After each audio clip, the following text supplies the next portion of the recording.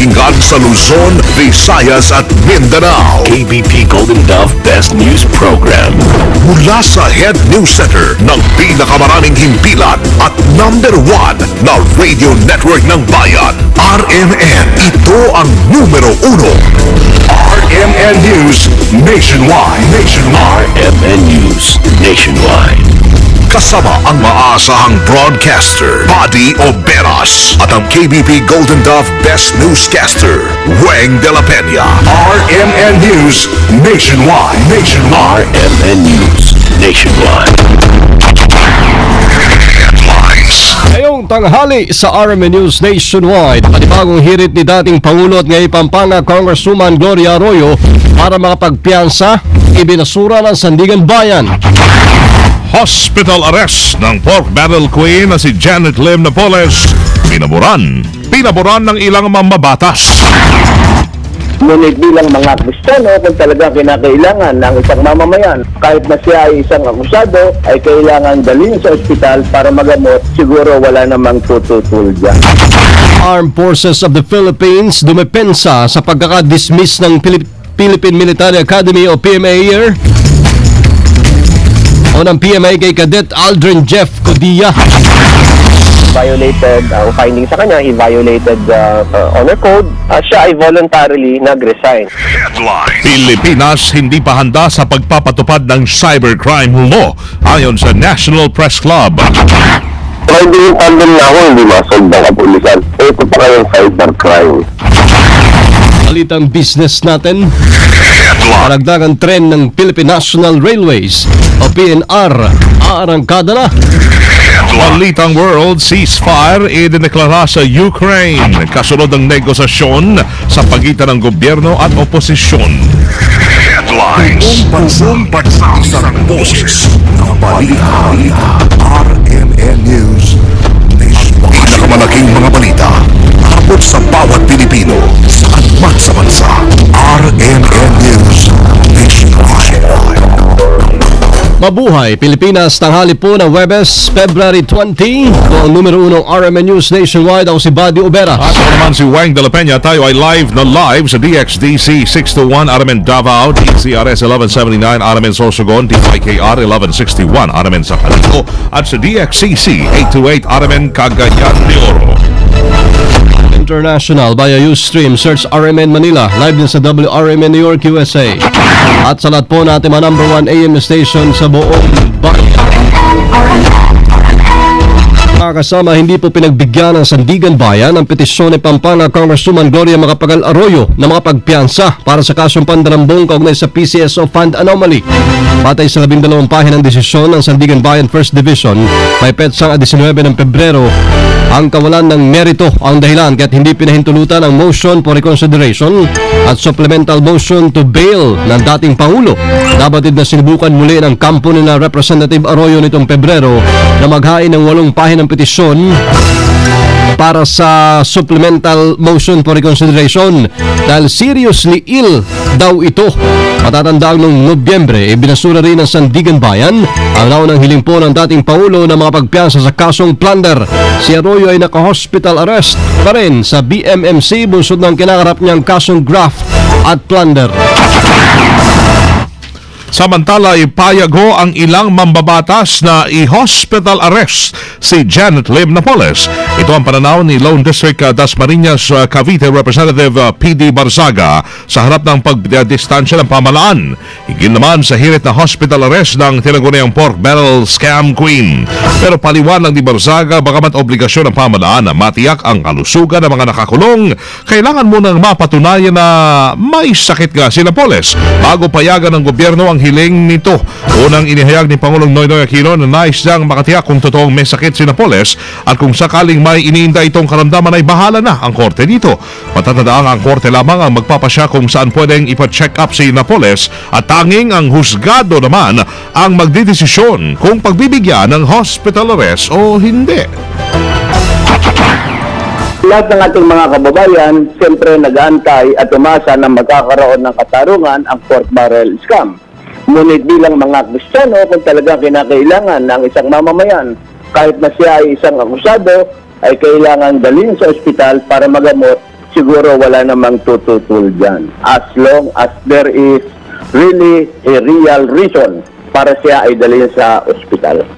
Si Lone District Dasmariñas Cavite Representative PD Barzaga sa interview ng RMN.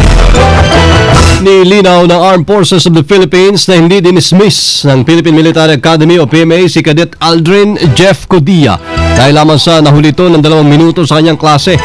Sa interview ng RMN, iginit po ni AFP PIO Chief Lieutenant Colonel Ramon Sagala II na maaaring namang hindi umalis sa PMA si Codilla, pero dahil sa may nilabag ito sa sistema, kinakailangan itong bitawan ng kanyang posisyon at mahiwalay sa ibang kadete. Ayon pa kay Sagala, lumabas sa investigasyon ng Honor Committee na lumabag sa Honor Code si Codilla kung saan nakasa dito ang mga katagang "The cadets don't lie, cheat, steal, or tolerate among to do so." Pwede ka lang ma-dismiss kung ikaw ay failure in academics, failure in conduct. In this case, this is the honor system, no? Ang failure mo dito is you fail to abide by the honor system na pinataw ng PMA. Ang nangyari ngayon, siya ay nung nilitis, ang ugnayan po ng mga lahat ng kadete ay ikaw ay masiseparate since he violated ang findings sa kanya, he violated the honor code, siya ay voluntarily nag-resign. Pero para bigyan muli ng pagkakataon, kinumpirma ni Sagala na ipinagutos na ni AP Chief of Staff General Emmanuel Bautista na muli magsagawa ng investigasyon para patunayan ni Codilla ang sarili sa Honor Committee. Itong reinvestigation na ito ay isang pagkakataon upang si Cadet Jeff Codilla ay kung meron siyang bagong ebidensya to prove his innocence that he did not violate the honor code, ay pwede niyang madepensa ang sarili niya and he could be found innocent kung meron siyang mapresentang bago. At the same time, ang mga nagpo-prosecute sa kanya na he violated the honor code will again prove their case. So ang hangad natin dito, yung katotohanan. Kung na-violate po niya ang honor code, bound by the honor code, absolute po ang punishment. Yan ay separation. Sinabi naman ni Major Agnes Lynette Flores, tagapagsalita ng PMA, na hindi nila gustong isapubliko ang nangyari kay Codilla. Sa halip ay pinoprotektahan pa nila ang pagkatao nito. Kaya nga po medyo matagal-tagal tayong hindi umiimik muna kasi honor case violation kasi ito sa pag napatunayan na talagang may kasalanan or guilty ang ating kadete, ayaw po nating isinama sa publiko ito dahil iniiwas po natin ang ating kadete sa stigma na siya ay undesirable sa mata ng kanyang kapwa kadete sa kadahilan ng nag-violate siya ng honor code niya. Maprotektahan din po natin ang kanyang pagkatao at nang paglumabas po siya sa PMA, makapag-umpisa po siya po na hindi po alam ng publiko kung ano po ang naging past niya dito sa PMA. Samantala, tiniyak naman ni Sagala na walang dapat ipangamba ibang nagnanais na mag-aral sa PMA dahil lang sa nangyari. Inuulit ko lang po yung mga katagang binanggit kanina. "We the cadets do not lie, cheat, steal, nor tolerate among us those who do so." Naniniwala ho si National Press Club President Benny Antiporda na hindi pa handa ang Pilipinas na magkaroon ng batas hinggil sa online libel. Kaugnay ito sa desisyon ng Korte Suprema na gawing legal ang probisyong online libel sa cybercrime law. Sa interview ng RMN kay Antiporda, kung ang mga maliliit na krimen sa bansa tulad ng riding in tandem ay nahihirapan na mga otoridad na resolbahin, ano pa kaya ang usapin ng cybercrime? Ang Pilipinas po ay napakaliit na bansa. Kaliit po ng bansa natin, isang katutak na krimen na hindi naman kaya masolve ng kapulisan. Yan po ay within the Philippines. Pero ito pong cybercrime, this is all over the world dahil cyberspace po yan. So po, paano pa kaya masosolve ng kapulisan natin inutil yan? Nakita nyo, riding in tandem na ako, hindi masolve ng kapulisan. Ito pa kayang cybercrime. Natatakot din si Antiporda na maaring gamitin ng mga masasamang loob ang account ng isang internet user nang hindi nito lalalaman. What if there's someone who uses the name Benny Antiporda using my picture, posting something in Facebook, saying something bad against anybody else in this country, and yung tao ngayon na isulat at nagdemanda, ang ididemanda ako ngayon. Okay, picture ko yun, pangalan ko yun, pero hindi ko account yun. So yung burden of proof dapat sa akin lang galing pag kinasuhan ako. Ako ngayon ang nagpapatunay sa korte. What if isang simpleng Juan de la Cruz lang ako, katakbo ko sa gobyerno, sasabihin ko ngayon sa NBI, tulungan niyo po ako, dinimanda po akong libel.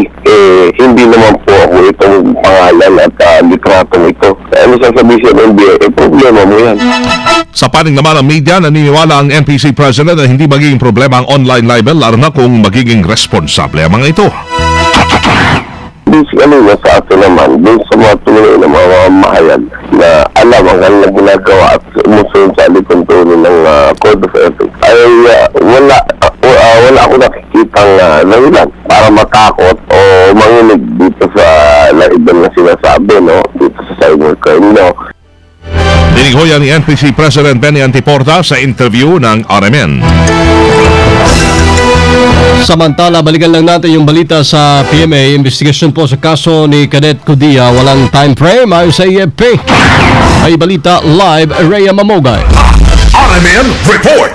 Wala nang itinitang panahon ang pamunuan ng Armed Forces of the Philippines kung hanggang kailan isasagawa ang investigasyon sa kaso ni PNA Cadet Aldrin Jeff Cudia. Ayon kay AFP Chief of Staff General Emmanuel Bautista, bagamat ipinag-utos na niya ang re-investigation sa kaso, ay hindi niya ito binigyan ng time frame para sa pagsasagawa ng mas masusing investigasyon. Sinabi pa ng General na hihintay na lamang nila ang isusuliting resulta ng investigasyon ng PNA kaugnay dito. Nilino naman ng AFP spokesperson Major General Domingo Titaan na walang kinalaman ang pagiging late ng 2 minuto ni Cudia sa pagkakadismiss nito sa akademya. Aniya nilabag ng kadete ang honor code matapos na magsinungaling ito sa dahilan ng pagiging late ng 2 minutes sa klase. Matatandang lumabas sa social media ang reklamo ni Annabel Cudia, kapatid ng kadete, hinggil sa pagkakatanggal ng kanyang kapatid sa academy sa pagsasabing late silang dinismiss ng kanyang professor sa halip na sabing pinaghintay sila. Sandali, ang magkalmang pahayag ni Cudia at ng professor ay nabisto matapos na mag-imbestiga ang Honor Committee ng Philippine Military Academy. Kasama mo sa Campo Aguinaldo, Rhea Mamogay, Tata, RMN. Radyo mo Nationwide! Iba pang senador na nakatransaksyon ni Ruby Tuason, iginit ni Senador Miriam na pangalanan. Kasama natin sa balita live si Grace Mariano. RMN Report! Iginiit ni Senator Miriam Defensor Santiago kay Senator Jingo Estrada na pangalanan na ang mga senador na sinasabi niyang nakipagtransaksyon din kay Ruby Tuazon. Di ni Santiago dapat ilabas ni Estrada ang pangalan upang patunayan na mabuti ang intensyon nito sa bawat kanyang inihahayag. Makakadagdag din daw sa kredibilidad ni Senator Jingoy kung hindi niya iititin ang impormasyong hawak niya. Narito ang pahayag ni Senator Santiago. Yes, because it places all of us under a cloud. And it's unfair to those who are not implicated. And it also will prove that he's in good faith. When he makes statements like this, when he makes general statements and then backs them up with specific details, it will improve his credibility. Yan po ang pahayag ni Senator Miriam Defensor Santiago. Kasama mo sa Senado, Grace Mariano. Radyo mo Nation! Ang Malacanang handang magpaliwanag sa modernisasyon ng Philippine Orthopedic Hospital. Sama natin sa balita live, Deo de Guzman. RMN Report! Handang depensahan ng gobyerno ang planong modernisasyon sa Philippine Orthopedic Center. Ito ang pagtiyak na ginawa ng Malacanang matapos hingi ng Korte Suprema ang posisyon ng Malacanang at ng Department of Health kaugnay sa nasabing issue.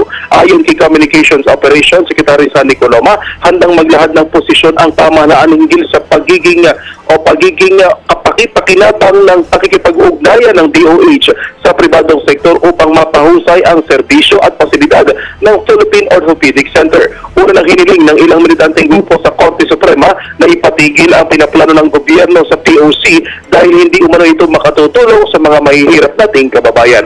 Kasama mo sa Palasyo ng Malacanang, Deo de Guzman, Tatak RMN. Radyo mo Nationwide! Mga militante, nauubusan na ng mabigat na argumento kontra Chacha. Kasama natin sa balita live si Conde Bata. RMN Report!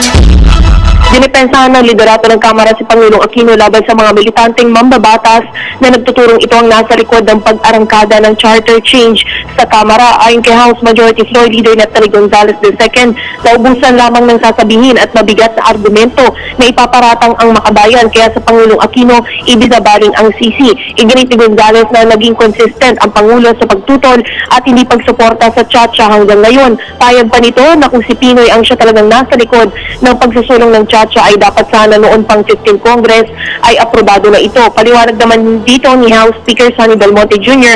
ang siyang nagkusang nagtulak ng Chacha sa pag-amyenda ng economic provision. Sa ngayon anya, umaasa na lamang ang liderato ng Kamara kung susuportahan na ba ng Pangulo ang pag-amyenda sa saligang batas. Kasama mo mula sa Kamara, Juan Gabata, Tatak RMN. Radyo mo nationwide. RMN News Negosyo. Simula sa March 3 ay arangkada na ang karagdagang tren ng Philippine National Railways. Ayon kay spokesman De Quiros, mula sa 70 trips ay maging 74 na ang biyahe ito kada araw, kung saan magdadagdag po ng dalawang biyahe gamit ang special coach ng PNR na alis sa umaga at gabi. Binubuo yan ng 4 na tren. Ang mga tren na yan ay dating binabiyahe nila sa Bicol. Mas maluwag daw ito at mas komportable ang sakyan kung saan kaya itong sakayan 120 passengers bawat biyahe. Tatakbo po ang tinagurang special coach mula Tutuban hanggang Santa Rosa, Laguna at pabalik. Kung dati nasa 60 pesos ang special fare, ngayon ay magiging 90 pesos naman. Dahil dito mula sa 65,000 na pasahero na kanilang isasakay kada araw na biyahe, ito ay inaasang dodoble. Pag operational yung tinagtag naming mga trains, magiging 2 trips na sa umaga, 2 trips din sa panggabi. So yun yung makakaantay ng mga pasahero niya. Pag sumakay ka sa train, wala talagang traffic. Anong schedule talaga na yun talaga yung dating talaga nun. Ang spokesman ng PNR. RMN News Abroad. Sa Ukraine ho tayo, nagkasundo na ang gobyerno at oposisyon na magkaroon muna ng ceasefire sa nangyaring kaguluhan sa nasabing bansa. Kasunod niyan, 2 araw na kaguluhan sa Kiev kung saan 26 na ang patay sa sagupaan ng rallyista at riot police. Ang sabi naman ng Ukraine President, pumayag siya makipagnegosasyon sa 3 opposition leaders na kinabibilangan ng boksingerong si Vitaly Klitschko upang tapusin na ang madugong kilos protesta. Kagabi, sinibak ni Yanukovych, ang presidente ng Ukraine, ang pinuno ng militar na si Colonel General Volodymyr Zamana. Una namang kinundena ng ilang European Union leaders ang pamahalaan ng Ukraine dahil sa karahasan kasabay ng pag-aaral na patawan ng sanction ang Ukraine. Live tayo mula sa RMN News Center, Makati City, Metro Manila, Philippines. Inyo pong narinig ang numero 1 ng RMN News Nationwide. Webes na tanghali, 20 na ho tayo ng Pebrero 2014. Pwede panoorin ang naging pagbabalita namin ngayong alas 12 ng tanghali sa YouTube. I-type lamang ang RMN News Nationwide. Thank you, Lord. Nagkasama-sama po tayong muli. Salamat din ho sa inyong naging panahon. Kasama nyo sa serbisyo publiko, ako si Buddy Oberas. At Weng de la Peña. Dito pa rin sa tahanan na may pinakamaraming number 1, pinakamaraming himpilan, RMN. radyo mo nationwide.